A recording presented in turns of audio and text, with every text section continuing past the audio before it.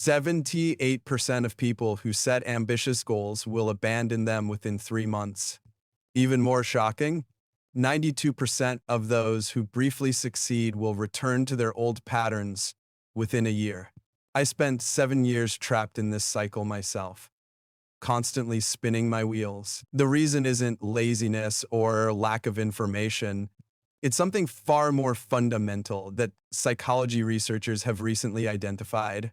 I'm about to show you why your brain has been sabotaging your success and the counterintuitive method that finally breaks this pattern for good. You've done everything right. Set goals, created vision boards, read the books, I watched the videos, and yet somehow you're still stuck in the same place. Why? This frustrating cycle isn't random or due to a lack of effort. It's the result of a powerful biological mechanism that I call identity homeostasis. Your brain has one primary directive that overrides almost everything else: maintain consistency. This isn't just psychological, it's hardwired into your neural architecture. Well, your brain has developed an established sense of self over decades, and it will fight viciously against any attempt to change that identity, even when those changes would objectively improve your life. I think of identity homeostasis as your brain's built-in resistance mechanism. When you try to adopt new behaviors that conflict with your established self-image, your brain essentially treats this as a threat. This isn't who we are, it warns, before unleashing a cascade of biochemical reactions designed to pull you back to your comfort zone. The most insidious part, this entire process happens below your conscious awareness. There's a fundamental disconnect between what you consciously want and what your subconscious is programmed to maintain. If you sincerely believe you want success, wealth, or better relationships, but your brain has a different agenda altogether, protecting the status quo at all costs. Neurologically, this makes perfect sense. Your neural pathways, the connections between neurons that form your thoughts, behaviors, and habits, strengthen through repetition. Each time you perform an action or think a certain thought, you reinforce those specific neural pathways. After years of repetition, these become your default settings, requiring minimal energy to activate. Your brain loves efficiency, and these well-worn pathways represent the path of least resistance. The research on this is compelling.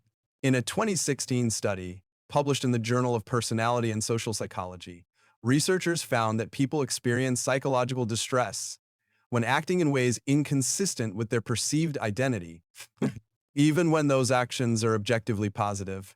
Your brain literally interprets identity changes as threats, triggering the same fight or flight responses as physical danger. Your amygdala, the brain's alarm system, activates, cortisol floods your system, and your prefrontal cortex becomes impaired. I experienced this firsthand for years.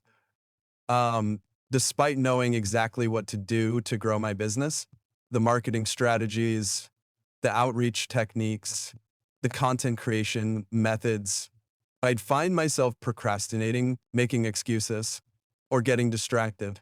The information was there, but transformation remained elusive. My conscious mind wanted success, but my subconscious identity was still that of a struggling entrepreneur who didn't truly believe he deserved abundance. This explains why willpower inevitably fails against identity homeostasis. Using willpower to force new behaviors is like trying to hold your breath underwater indefinitely. You might succeed temporarily through sheer determination, but eventually your biological imperative will win. This is why approximately 80% of New Year's resolutions fail. By February, willpower cannot override identity. When you understand this mechanism, you realize that information alone doesn't create transformation. You can read every self-help book, attend every seminar, and know exactly what you should do, but if these new behaviors conflict with your established identity, your brain will sabotage your efforts before they gain traction.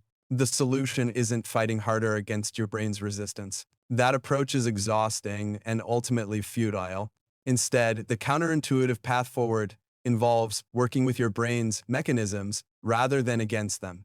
It requires understanding the neuroplasticity of your brain, its ability to reorganize itself by forming new neural connections, and leveraging this capacity strategically. What if, instead of trying to force new positive habits into your existing identity framework, have you first created space by removing the limiting patterns that define your current self? What if subtraction, not addition, is the key to lasting? Your brain actively resists the changes you're trying to make because it's programmed to maintain consistency, not improvement. This explains the frustrating cycle of initial motivation followed by inevitable return to old patterns. You're not failing because of laziness or lack of information. You're bumping against the biological guardrails of your established identity. Those biological guardrails aren't just obstacles. They're clues pointing to a radical approach that few ever discover. What if the secret to breaking through isn't about building a better version of yourself, but about creating a vacuum where your limiting identity once existed? Nature abhors a vacuum, and your neural pathways are no exception. The true path to transformation isn't found in adding more to your already overloaded systems. It's found in strategic disappearance. We've been trained to believe that self-improvement is an additive process. Read more books, take more courses, implement more morning routines, meditate longer, journal more consistently. This additive approach is so deeply ingrained that questioning it feels almost heretical. But have you noticed how adding more positive habits often leads to diminishing returns or outright failure? There's a neurological reason for this paradox. When you attempt to layer new habits on top of existing limiting patterns, you're essentially trying to build a skyscraper on quicksand. The foundation, your current identity, actively resists the new structure. Each new habit you try to add creates friction against your established neural architecture. This is why 92% of people who set goals at the beginning of the year abandon them by January 19th, according to research from the University of Scranton. The problem isn't the new habits themselves. It's the cramped neurological environment they're being forced into. Strategic disappearance works differently. Instead of adding, you deliberately remove limiting patterns, creating a void. This approach leverages the vacuum principle, a fundamental law of nature that states systems naturally move to fill empty spaces. When you create emptiness where limiting beliefs once existed, your brain will naturally work to fill that space, but without the resistance that comes from forcing new elements into an already crowded system. The process involves three critical steps. First, identification, pinpointing specific limiting patterns that maintain your current identity. These are often disguised as comfort zones or just the way I am behaviors. Second, conscious pattern interruption, deliberately stopping these patterns without immediate replacement. And third, maintaining space, resisting the urge to immediately fill the void, allowing your system to recalibrate naturally. So think of it as decluttering your mental house before bringing in new furniture. Neuroscience confirms that this approach creates what Dr. Michael Merznick calls windows of heightened neuroplasticity, periods when the brain becomes unusually receptive to forming new neural connections. A 2019 study in the Journal of Neuroscience found that interrupting established patterns creates temporary neural instability that, when properly managed, leads to accelerated rewiring of brain circuits. Look at the transformation stories of truly successful people, and you'll notice a pattern of strategic disappearance before breakthrough.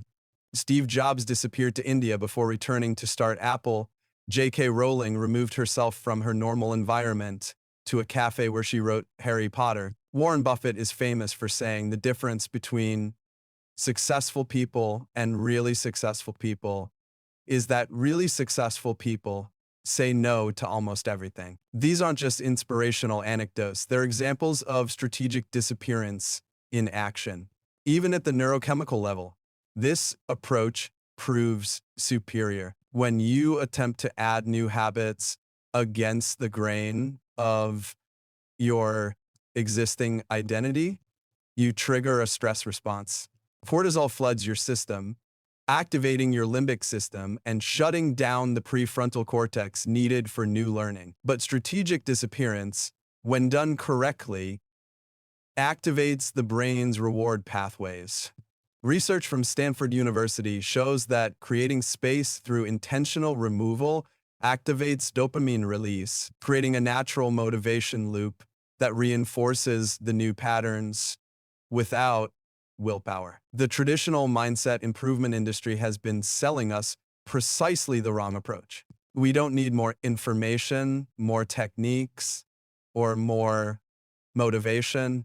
We need space, neurological elbow room for new patterns to emerge naturally. This isn't just faster than traditional approaches.